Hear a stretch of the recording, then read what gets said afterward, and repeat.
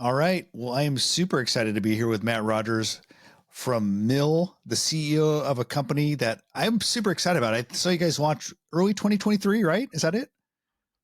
Correct. Yeah, we launched January 2023. Started shipping our first product in April 2023. So not even a year. Not But it even a feels like we're moving year. fast. You're moving at light speed. You announced your second generation product, and we're going to get into all that. We're going to dive deep into the Mill story and what you're doing, the lessons you learned. But I always like to go back and kind of take a people on a trip through time to learn a bit about your background, Matt. Um, what's really fascinating to me is like you've been in this consumer technology space, the smart home space, for going on, I think, a decade and a half. Um, a lot of old Nest guys, and I'm spoiling the story, but you're a Nest guy. You came from Apple, right? You and Tony decided at some point, hey, let's do this smart home thing and create Yeah, a thermostat. I started my career at Apple, working on the iPod and the iPhone, and oh man, this is a long time ago, 2009. Uh, my friend Tony Fidel and I started talking about like, can we apply, Apple, iPod, iPhone centric technology and design to the home? Yeah. And we kicked off with the thermostat that everyone knows and loves today, and went on to build, man, like a dozen plus products in the home. Yeah. Uh, I think you had like cameras. You had a fire. I think you had like yep. a fire smoke alarm. Yeah, the smoke alarm actually is the highest rated. I think still is the highest rated Nest product. And that's it's yeah, man, it's a funny story. Like so, like we shipped that in like 2015, Oh and wow. it's still a great selling high rated product. Well, listen, if you came out of the box, out of the gate with that and said, hey, we're going to create a new fire or smoke alarm that will not go off at 2 a.m. when your batteries expire, I would have bought it immediately. That would have been the only sale I needed. Uh, So, that's actually how we started the program, and it turns out it's like a technology issue because like when it gets cold, the energy in the batteries sag. So like it oh, literally that's is it. designed to go off in the middle of the night. Oh, really? I had no idea. You solved an age old issue for probably me and a lot of people. Thank Yeah, you for that. yeah, yeah. That's amazing.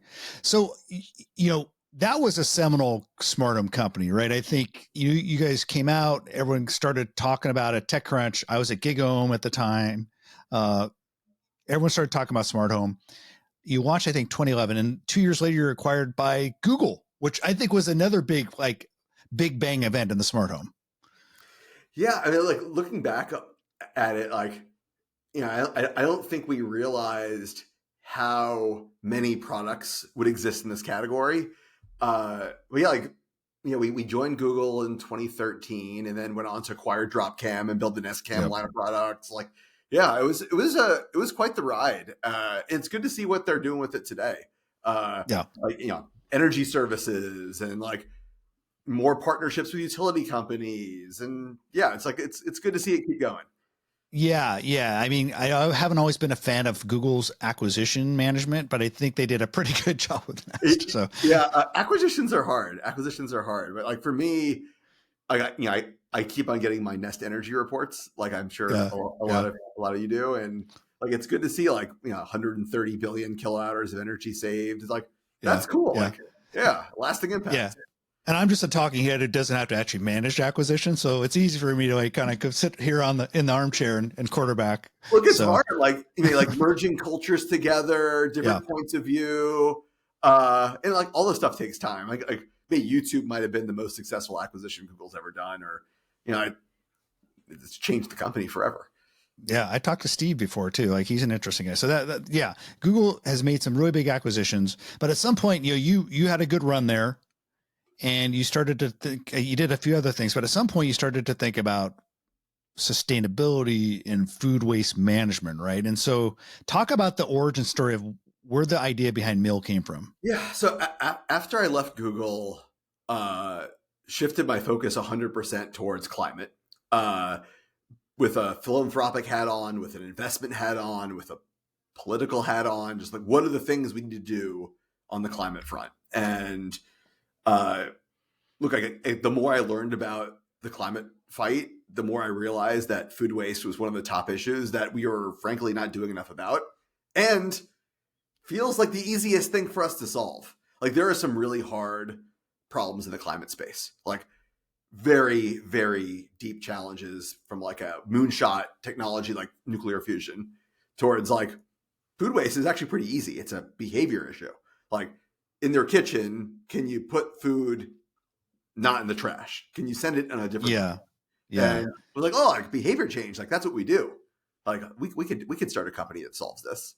Yes, I will. We will argue, or we get into this later. But behavior change in the kitchen is so much different than behavior change elsewhere. But interesting that you went down the home path, where I would argue there's been very little innovation, because you could have taken, I think, an easier path that said, hey, we're going to create SaaS software for grocery store food inventory management or warehouse or at the farm. Admittedly more boring. I think I know why you did it, because the consumer space is so much more fun. But you chose, I think, a harder path going consumer when you're looking at food waste.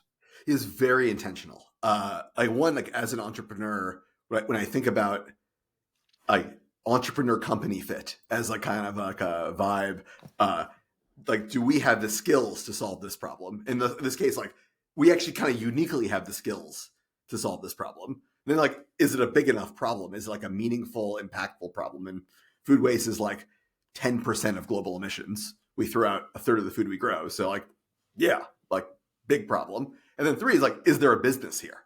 And again, other things I didn't know. Waste management is like $1 trillion industry globally. It's like $200 billion a year spent managing waste in the US. That's like mind-blowing business. And it's a waste. Like food is a resource. Like we should recycle it. So yeah, like made sense to jump in. And like thinking about the Nest journey, I think what made Nest successful is we built a beautiful product that was easy to use, that people loved, that was just good for you at home. And no one's done that in the waste space. So like, can we apply? So like similar to how Tony and I started Nest, when Harry and I started Mill, like, can we do the same thing? Like, can we make a beautiful product that's easy to use, that is odorless, that is just a better experience? And save the climate benefits. Like that's not the reason why to do this. Like it's a reason to feel good about it, but like just do it because it's good for you. Yeah.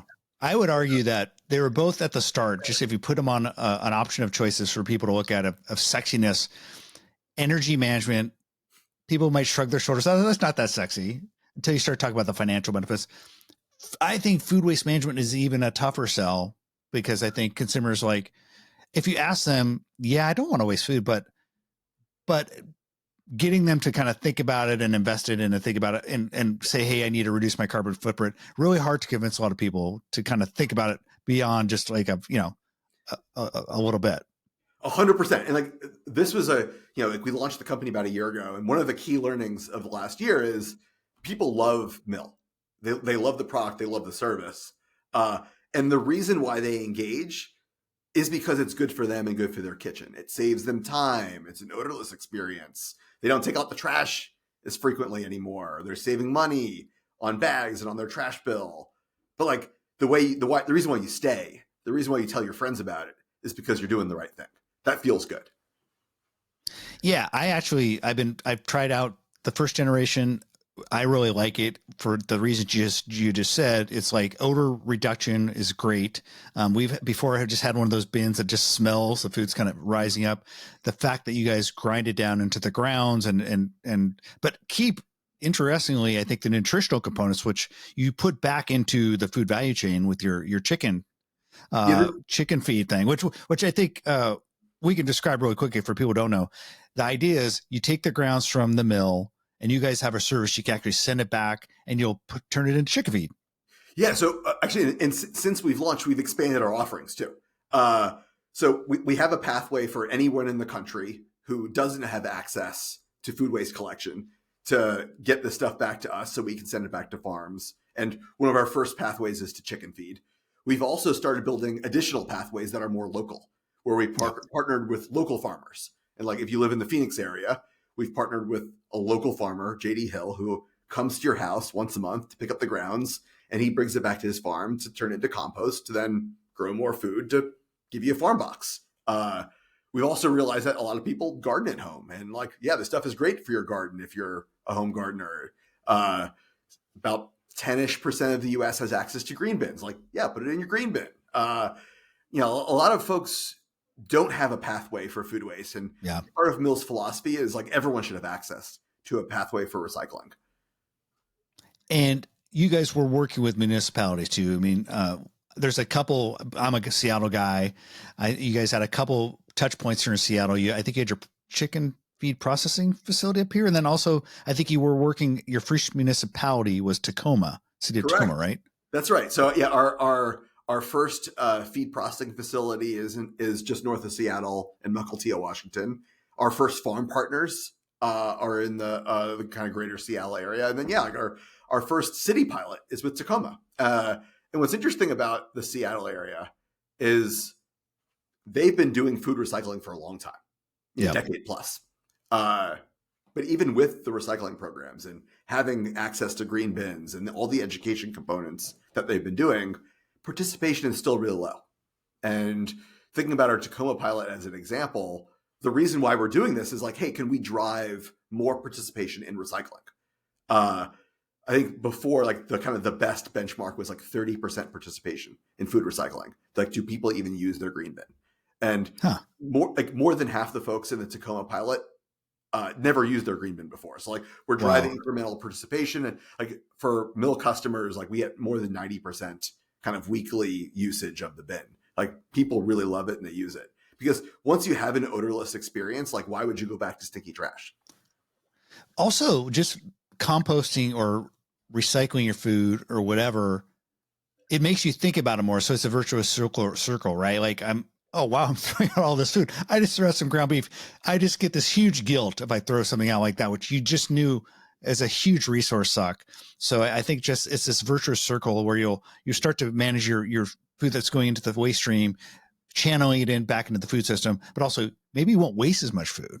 Yep, getting food back to farms feels good. Like no one feels good about wasting food. But yeah, exactly. And actually, we're using data to help reduce waste in general. And this is a lesson learned from Nest too. Like Nest, we would send out these monthly energy reports, and people read the reports like, oh, like I'm using more energy than my neighbors. I'm going to start turning down more. And you look for the green leaf on the thermostat and you turn the dial to kind of reduce your energy usage. We've started doing that same thing with Mill. Hey, like, did you know that you could save $2,000 a year by wasting less food? Like there's actually a real benefit to only buying what you need. I think that data-driven point to drive things home for people is just a huge factor. I do want to ask you about, you're very purposeful at the beginning. When I wrote the first story about this, I wanted to call it a home composter or a smart composter. And Mill pushed back hard on that. I think against to everyone say, we're not a composter. What was the framing there? Why did you guys not want to be categorized as like something that people understand, a composter? Absolutely. We are big believers in science and like fact-based engineering and research.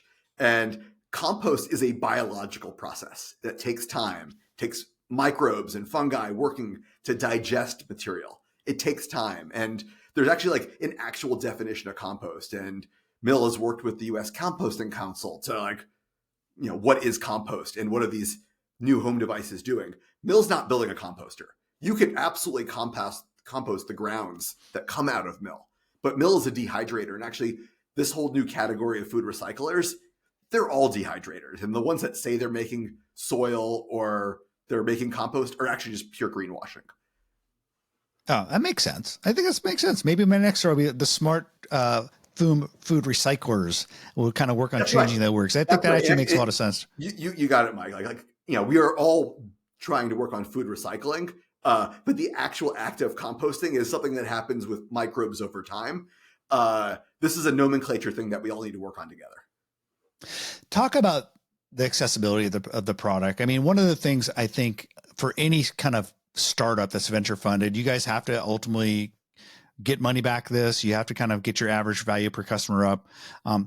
I do think it's not a cheap product necessarily. I do think you guys are, I think that's why initially you had a rental model. It is more approachable there. You have opened up buying it.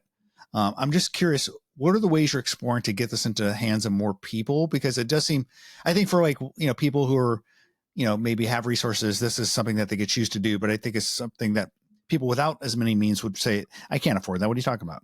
That's right. Look, I think about the system's impact here. We spend about $200 billion in the US every year on waste management. Like that's like literally just pure waste, like to throw things away. Yeah. Now, what if we could repurpose those dollars to recycling? And I think over time, like actually a lot like the Nest journey, this is not something that you as a consumer should have to purchase.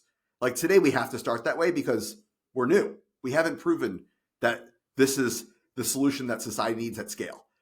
But like once we've proven that, like cities should be providing this as their food recycling solution. It's cheaper than managing waste. It's actually very expensive to drive all those diesel trucks around our neighborhoods every week. And the reason why they collect it every week is because of the food, because food rots. If you take food out of the trash, you don't need to run the trucks every week.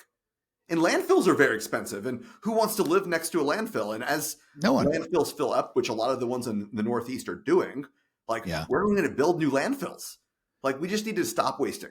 And if we could repurpose some of those dollars towards actually recycling and reuse and getting food back to farms, it's much better for everybody. Tell me about other categories in the home that could help prevent food waste. I mean, I've been harping on this for so long. I've talked to Refed. I work a lot with Refed. Going out to their conference in June.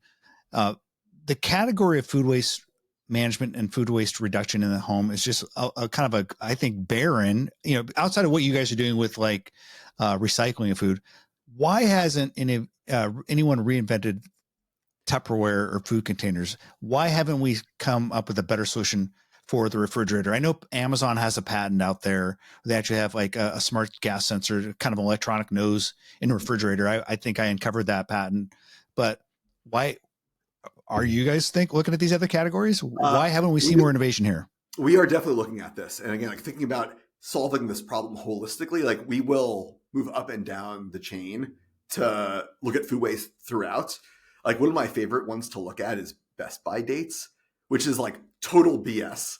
Like people think, oh, like the Best By date is when the food goes bad. No, that's actually not what that date means at all. That's like when the freshness is peak and it's a fairly conservative date usually. Like there's a whole like set of research that like we are throwing food out because we think it's bad, but actually it's still good. And like once you cook it, like it's all fine. You've killed any pathogens that may have been in there anyway. There's a lot of misconception that's been built over, honestly, the last 60 years of what food is edible and which is not. And Mill is working with folks like Refed actually on a lot of that policy work. That said, like there's the more fresh foods and more whole foods we eat, the more scraps that we do have. Like things like banana peels, we're never going to be able to eat those. And like we need to move up the chain to avoid wasting food that we should eat, the edible food. But also like the more whole foods we eat, the more inedible scraps we have too. It's so interesting. I've probably backed like 2 or 3 smart food containers Kickstarters. I think Silo is actually still has a small heartbeat. I hope they make it. I don't know if you checked that out. You probably have. I was really happy to see Ovi make it. I interviewed Ty Thompson on that. They were, just a few young founders that ultimately made it through and got their early betas out. But I do think that, and I actually talked to Tupperware yesterday, who's trying to come back from obviously financial difficulties. I think if someone kind of grabs onto that category and does something smart, I think that's a real opportunity. You guys should definitely look at that.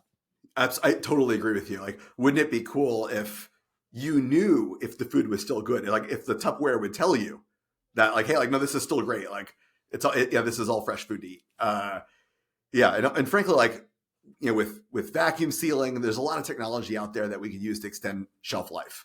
And there's the stuff up the chain too. Like companies like Appeal that are doing coatings on fruits and vegetables to have them last longer on the shelf. Yeah, I think those are great.